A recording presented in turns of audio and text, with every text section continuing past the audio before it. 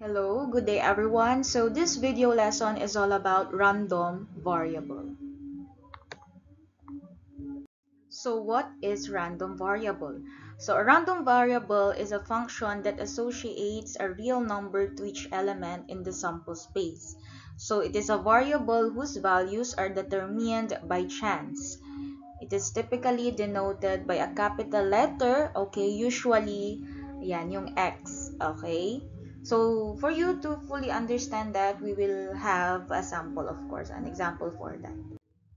Let's just first go here with the types of random variables. So, there are two types. So, we have here the discrete and the continuous random variable. So, when we talk about discrete, okay, these are random variables that can take on a finite or finite number of distinct values. So, pag sinabi natin discrete, tatandaan lang ninyo ay nabibilang siya. Okay? It can be counted. Okay? And when we talk about continuous, okay, from the word continuous, okay, these are random variables that take an infinitely uncountable number of possible values, typically measurable quantities. Okay?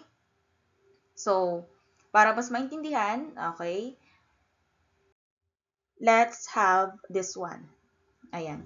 So, classify the following random variables as discrete or continuous. Okay? So, again, pag sinabi nating discrete, ito yung mga nabibilang or pwede nating bilangin. Pero pag sinabing continuous, okay, ito yung infinite yung kanyang number. Okay? So, the first one here, ayan, hindi number pala yung nalagay. Naka-bullet form siya. So, ito, so, ilagay na lang natin na D kapag discrete and C kapag continuous. Okay?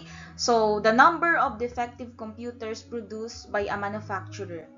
Okay? So, the number. Okay? The number of defective computers. So, ito, since ang tinatanong ay kung ilan, okay, yung number ng computer, so, countable siya. Mabibilang nyo, mabibigay nyo yung eksakto. Okay? Yung eksaktong number noon. Okay? So, in here, ito ay discrete. Okay? At saka tatandaan ninyo lagi, kapag discrete ang pinag-uusapan, laging ang una niyan ay the number. Okay? The number. Okay? Next, the weight of newborns each year in a hospital. So, weight. Weight yung pinag-uusapan. So, tatandaan niyo kapag weight, height, speed, time, like that, that is continuous. Wala siyang specific, wala siyang distinct, parang ganon. Okay, na value. The next, the number of siblings in a family of a region. So, dito, discrete siya. Okay, mabibilang natin siya. Countable. Next, the amount of paint utilized in a building project. Okay, the amount of paint. Pintura. So, mabibilang ba natin siya? No. 'Di ba? So, parang sinusukat siya per liter, something like that. Okay, so this is continuous. Okay? Next, the number of dropout in a school district for a period of 10 years. So, dito, yan, the number, again, yun yung clue ninyo. Baka may ganito sa exam, yun yung magiging clue ninyo. Pag the number, automatic, discrete na yan. Okay? Next, the speed of a car. Okay, so of course, this is continuous. Okay, then, next, the number of female athletes. Okay, the number of female athletes, bilang na bilang to, so, discrete. Next, the time needed to finish the test, of course, time continuous. Okay? Next, the amount of sugar in a cup of coffee. Ayan. So, the amount. Okay, so weight ulit ito. Sinusuka siya into weight or into yan, measuring cup something or measuring spoon. Okay, so this is continuous. Hindi natin siya mabibilang. Then next, the number of people who are playing lotto each day. So, of course, this is discrete. Mabibilang natin siya. Okay? So, that's the difference between discrete and continuous. Okay, lagi lang ninyong tatandaan kapag discrete, random variable, laging nandyan yung number. Okay? The number of. Okay? Kapag continuous naman, nandyan yung mga weight, height, amount, speed. Okay? Yung wala siyang specific or distinct na value. Okay? Yan. Next, so let's have this probability distribution of a discrete random variable x. So, a discrete probability distribution, or tinatawag din natin siya minsan na probability mass function, okay, consists of the values a random variable can assume and the corresponding probabilities of the values. So, meron tayong, yung probability distribution natin ay meron siyang characteristic. So, ito yon, dalawa. The probability of each value of the random variable must be between or equal to 0 and 1. Okay? Equal to 0 and 1. Okay? So, in symbol, we write it as, ayan, the probability of, ayan, of x natin, or yung random variable x natin should be greater than or equal to 0 and less than or equal to 1. Okay, so dapat between lang siya, between or equal to 0 and 1. Tatandaan ninyo. Okay, yung value natin dyan. So, para mas maintindihan ninyo, syempre, mag-i-example tayo niyan. Okay, next, number 2, ito yung pangalawa na characteristics niya ng probability distribution natin. So, the sum of the probabilities of all values of the random variable must be equal to 1. So, dapat equal daw sa 1 kapag in-add natin lahat ng probabilities na na-create natin or nakuha natin. So, we write it as the summation of the P of x is equal to 1. Okay? So, para mas magets ninyo yan, para mas maintindihan ninyo, let's have an example. Okay, so let's have this problem. Example number 1. Suppose 2 coins are tossed. So let x be the random variable. So gamitin natin yung variable x, okay, representing the number of tails that occur. So find the values of the random variable x. Okay, sabi dyan complete the table below, pero ayan. Okay, sa next pala na slide yung my table. Okay, so first, i-list muna natin yung lahat ng possible outcomes bago natin siya ilalagay doon sa table. Okay? So, sabi dyan, 2 coins daw yung itotoss natin. So, coin 1, let's write here na lang, i-label natin muna saglit. Coin 1, tapos coin 2. Okay? So, sa coin 1 natin, for example, pag nag-toss tayo ng isang coin, we know na yung possible na makuha natin, makakakuha tayo ng head at saka tail, right? Ayan, so ilat na lang natin na yung head ay H at yung tail ay T. Okay? Then, sa coin 2, alam natin na may possibility, ipapartner natin siya dyan. Okay? Sa coin 2, may possibility na makakuha din tayo ng head and tail. Okay? Then, ipartner natin. Okay? Yung tail naman, may possibility na yan, makakapartner niya yung head and tail. Okay? So, ngayon, pagsasamahin lang natin yan. Okay? So, yung possible outcomes, ito, sulat natin dito. Possible outcome. So, possible outcome, yung head and head. Then, head and tail. Then, we have tail and head. And then, dalawang tail. Okay? So, ito yung mga possible outcome kapag nag-toss tayo ng dalawang coin. So, possible na sa pag-toss natin, makakuha tayo ng dalawang head. Okay? Then, sa pag-toss natin, makakuha tayo ng una head, pangalawa tail. Okay? Tapos, sa susunod, nauna naman yung tail, tapos head. And then, lastly, pwede tayong makakuha ng dalawang tail, parehong tail. Okay? So, yan yung possible outcome natin. Kumbaga, yan yung magiging sample space natin. Okay? So, ayan siya. So, anong ini-next natin after nyan? Ayan. So, ito ngayon yung next natin. So, let's now complete the table. So, first, let's write the possible outcomes. Okay, na nakuha natin kanina yung mga sample space. So, we have, yun, 2 heads. Okay, tapos head and tail and head, tapos yung dalawang tail. Okay? So, in here, titingnan natin, itong column na ito, itong value of the random variable x or yung number of tails. Okay? So, titingnan natin. So, dito ba sa first possible outcome natin may tail, wala. So, we will write 0. Next, sa pangalawa, meron tayong isa, right? Sa pangatlo, meron ding isa. And then sa last, meron tayong dalawa. Okay? So, yan yung number of tails in that particular possible outcomes. Okay? Then, after that, move tayo dito sa pangalawang table. Okay? So, yung x natin dyan, of course, ito yan. Ito lang din yan. Okay? Ito. Itong column na ito. So, ililipat lang natin siya dito. Pero as you can see, meron lang tayong tatlo dyan kasi nga, yung 1, naulit lang. Okay? So, same lang yan. So, isusulat lang natin dito, 0, 1, and 2.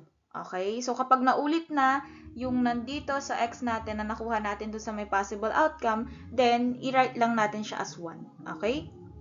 Then, ano na yung P of X natin or yung probability natin? Okay? O, so, paano ba kinukuha yung probability? Diba? Number of event over the number of sample space or the total possible outcomes. Okay? So, in here, 0. Okay? So, ilan ba? Ilan ba yung probability na makakuha tayo ng 0, okay, doon sa ating possible outcome or doon sa ating experiment, which is tossing 2 coins. Okay? So, in here, of course, nakakuha tayo ng, ilang beses ba siya lumabas, di ba? Isa lang. So, we will write it here, 1 over 4. Saan nakuha yung 4? Ilan lahat? Ilan yung total possible outcomes? We have 1, 2, 3, and 4. Kaya yung 4. Okay? Next is yung ating 1. So, ilang beses daw ba tayo makakakuha ng isang tail out of the possible outcome? So, ilang beses tayo makakakuha? Siyempre, ayan, we have 2. So, 2 over 4. Okay? Then, yung 2 naman, ilang beses daw tayo makakakuha ng dalawang tail out of those possible outcomes? Siyempre, isang beses din. So, 1/4. Okay? So, ito na yung magiging table natin. Ito na yung magiging final table natin.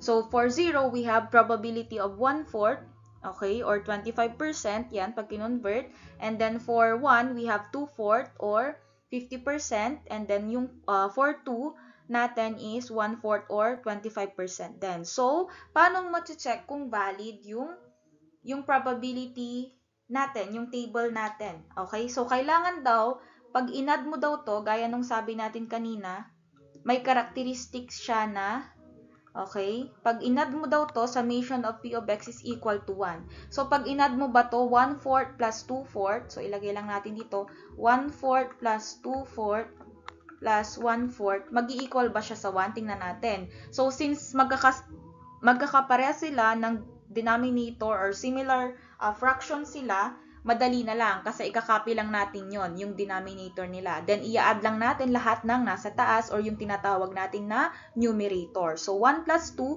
plus 1 is 4. And 4 over 4 is also equal to 1. So, therefore, this is valid or this is correct. Yung probability distribution natin. Okay? So, that's for our example number 1. Let's have this example number 2, okay? So, in here, construct a probability distribution table if we let x, the random variable, be the number of boys in the family with 3 children. Okay? So, ito naman yung number of boys. Okay? So, alam naman natin, okay, for example, so isulat natin dito, so sabi dyan, 3 children. Okay? So, first, second, i-label lang muna natin dito. First, second, and third. Okay? So, sabi dyan, boy. So, di ba alam naman natin na may dalawang sex. Okay? We have boys or girls. Right? Boy or girl. So, we have here, so, first set natin, ilagay lang natin B tapos G. Okay, wait lang. Baka hindi ko masya. B tapos G. So, let B represent boys and then G represent girls. So, yan. So, first set natin, pwede na babae. Pwede na lalaki. Okay? So, B at saka G, boy and girl. And then, pag dalawa na, paano pag 2 children na? Okay? So, ganun lang din ulit yung gagawin natin. So, pwede ulit na B tapos G. So, pwedeng dalawang boy tapos isang boy, isang girl. Ganon din dito, kapag girl naman yung nauna, pwedeng yung susunod ay boy, tapos yung susunod ay girl din. Okay, nakuha? And then dito, ganon din. Paano pag yung sa third child na? Okay, pwedeng boy, boy, tsaka boy din yung pangatlo. Right? And then, pwedeng boy, boy, and girl. So, ganon lang din. Lalagyan lang natin ng BG, tapos BG, and then BG. Okay? Tapos, ilist natin dito yung possible outcome or outcomes. Okay? So, pwede, yun nga, we have B, B, B. Okay? Or tatlong boys. Pwede yon. Then, next is B, B, G. Okay? Dalawang boy, isang girl. Then, nung next, B, G, B. Okay? B, G, B. Tapos, B, G, G. Okay? B, G, G. Then, we have G, B, B. Okay? And then, we have G, B, sana ako? G. Tapos, we also have, sana tayo? G, G, B. Tapos, G, tatlong G or tatlong girl. Okay? So, yun na yung mga possible outcomes natin. So, ngayon, since nakuha na natin yung mga possible outcomes, punta na tayo doon sa table. Doon sa ating probability distribution table para makagawa na tayo. So, dito, ayan na siya. So, again, ilist lang ulit natin yung mga nakuha natin kanina na possible outcome. So, una is B, B, B, B, B, G. Okay, B, G, B. Ayan, be careful lang kasi pag nalito kayo, baka possible na malito. So, B, G, G, and then G, B, B. And then we have G, B, G. Then we have G, G, B. Then G, G, G. Okay, so G yan. Next, okay, after nyan, okay, titingnan natin kasi ang tinatanong lang ay yung subnumber of boys. So, dito sa possible outcome natin, dito sa una, ilan yung number of boys? 3, right? And then, dito sa pangalawa, may 2. Dito sa pangatlo, may 2. Okay, dito sa pang-4, may 1. Okay? Dito sa pang-5, may 2 ulit. And then, sa susunod, we have 1. Sa susunod, we have 1 also. And then, we have here, sa last naman, since tatlong girls yung nandyan, we have 0. Okay, double check lang natin. Tama ba? Yes. Okay, so tama. I-double check lang lagi. Okay. Then, after nyan, proceed tayo. So, yung x natin, tingnan natin, as you can see, meron tayo ditong 1, 2, or I mean 0, 1, 2, and 3. So, i-write lang natin siya. No need na ulit-ulitin ha, i-repeat kasi same lang yon. Okay, so meron tayong 3, meron tayong 2, 1, ayan, 1, 0. Okay, so ayan siya. So, titingnan natin ngayon kung ilang beses nag-occur yung 0 dito sa ating first table. So, ilang beses daw ba natin, or ilan ba yung probability na makakuha tayo ng 0 dito sa ating outcome? So, ilan yung probability na puro girls yung makuha? Ma-list natin. So, we have 1. So, ilalagay natin dyan ay 1 over, ilan yung all possible outcomes? We have 1, 2, 3, 4, 5, 6, 7, 8. So, 1 over 8. Okay? Next is yung 1. Ilan yung 1? We have 1, 2, and 3. So, 3 beses tayo makakakuha ng isang boy. Okay? Kapag ganyan. So, 3 over 8. Then, pag 2, 3 beses din. So, 3 over 8. And then, for 3, ilang beses tayo makakakuha ng all boys? We have 1 over 8. Tapos, paano i-check kung valid? Ipa-plus lang natin ito.